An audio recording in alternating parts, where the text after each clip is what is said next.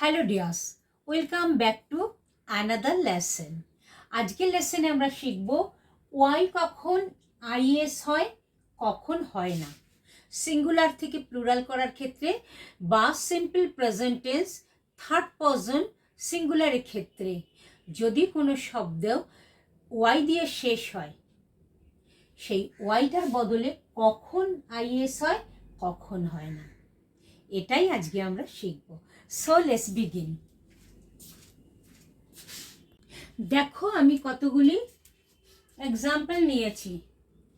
এপাশে আছে singular plural, এপাশেও আছে সিঙ্গুলার প্লুরাল। এখানে দেখো বেবি বেবিজ, আমি আমি, স্টোরি স্টোরিজ, ডায়েরি ডায়েরিজ। এখানে এই প্রতিটাতেই কিন্তু ওয়াই এর বদলে কি হয়ে গেছে, আইএস হয়েছে। আর এখানে ডে ডেজ, রে রেজ, কি কিজ, বয় বয়স, এখানে এই ওয়াই এর পরে কিন্তু এই ওয়াইটা বদলে আইইএস হয়নি, তার বদলে এখানে একটা করে এস জুড়ে দিয়ে আমরা প্লুরাল ফর্ম করেছি। ওকে, এই নিয়মটা কিন্তু ভার্বের ক্ষেত্রেও, simple present tense third person সিঙ্গুলারে যখন কোনো ভার্ব তৈরি, সেন্টেন্স তৈরি হয়, সেক্ষেত্রেও যদি ওয়াই দিয়ে ভার্বটা হয়, মানে ভার্বের এন্ডিংটা ওয়াই দিয়ে হয়, তাহলেও কিন্তু ওয়াইয়ের বদলে আইএস হয়। এটা অলরেডি আমরা আগের একটা ভিডিওতে শিখে নিয়েছি সিম্পল প্রেজেন্ট টেন্সে। আজকে আমরা এইবারে চলো দেখে নিই কেন এইটা ঘটছে।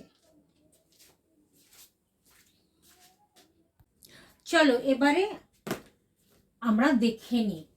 আমি দেখো এখানে ভেঙে ভেঙে লিখেছি, বেবি ক্যাপিটালে লিখেছি, আর্মি, স্টোরি, ডায়েরি, এখানে ডে, রে, কি, বয়, এগুলো সব ক্যাপিটালে লিখেছি এবং প্রতিটা লেটারের মাঝে মাঝে একটা করে গ্যাপ দিয়ে দিয়েছি। তোমাদের বোঝার জন্য, সুবিধার জন্য আমি এইভাবে লিখেছি। দেখো এখানে হয়েছে বেবি বেবিস, আমি আমি, স্টোরি স্টোরিজ, ডায়েরি ডায়েরিজ, এখানে হয়েছে ডে ডেজ, রে রেজ, কি কিস, বয় বয়স।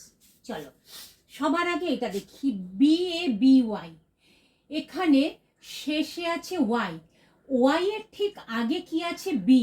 এই বিটা কি, কনসোন্যান্ট, ঠিক আছে। আর এখানে ডি এ ওয়াই, ডে, এখানে কিন্তু ওয়াই উঠে আইএস হয়েছে, কিন্তু এখানে ডি এ ওয়াই, ওয়াই এর পরে কিন্তু ওয়াই উঠে ডেজ হয়নি, D A I E S হয়নি। তাই যদি হতো এটা ভুল হয়ে যেত। এখানে ডি এ ওয়াই এর পরে একটা এস জুড়ে হয়ে গেছে ডেজ, সেখানেও এইখানে আইএস, এখানেও আবার ওয়াই এর পরে এস।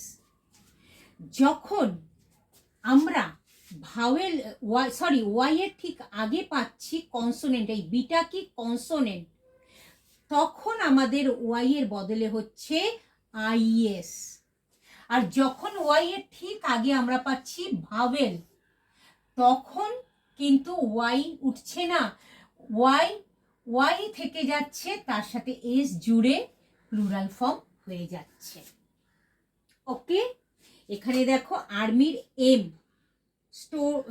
স্টোরির আর, ডায়েরির আর, এরা প্রত্যেকে কি কনসোন্যান্ট। আর এইখানে ডে, রে, কি, বয়, এদের প্রত্যেকের আগে যেগুলো আছে এ ই ও, ওকে, এরা প্রত্যেকে কি ভাওয়েলস। এখানে যদি আইও হতো বা ইউ হতো এদের আগে, তাহলেও কিন্তু সেম রুল ব্যবহার হতো। আমরা একটুখানি জেনে নিই তাহলে ভাওয়েল কাকে বলে।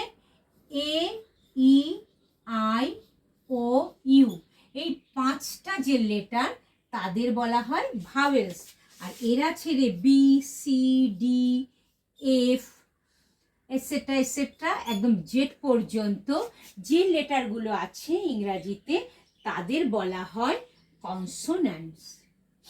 ঠিক আছে, তাহলে কি দাঁড়াচ্ছে বিষয়টা আরেকবার আমরা দেখি। কোনো ওয়ার্ডে যদি ওয়াই দিয়ে শেষ হয় আর সেই ওয়াই এর ঠিক আগে যদি থাকে কি কনসোনেন্ট থাকে, এই কনসোনেন্ট থাকে, তখন ওয়াই উঠে গিয়ে কি হচ্ছে আইএস হচ্ছে প্লুরালে।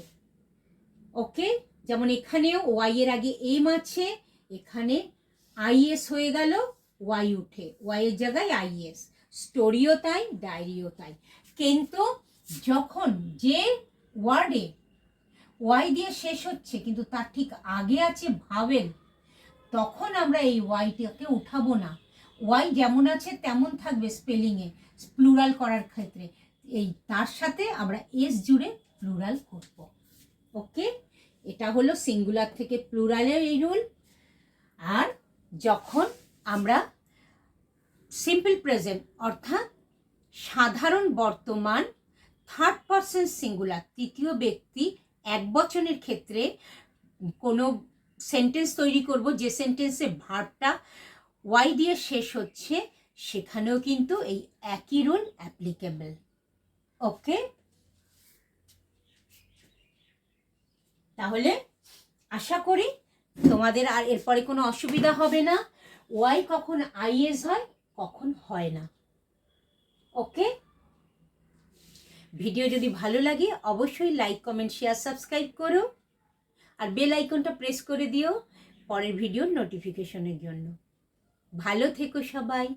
Thank you. God bless you.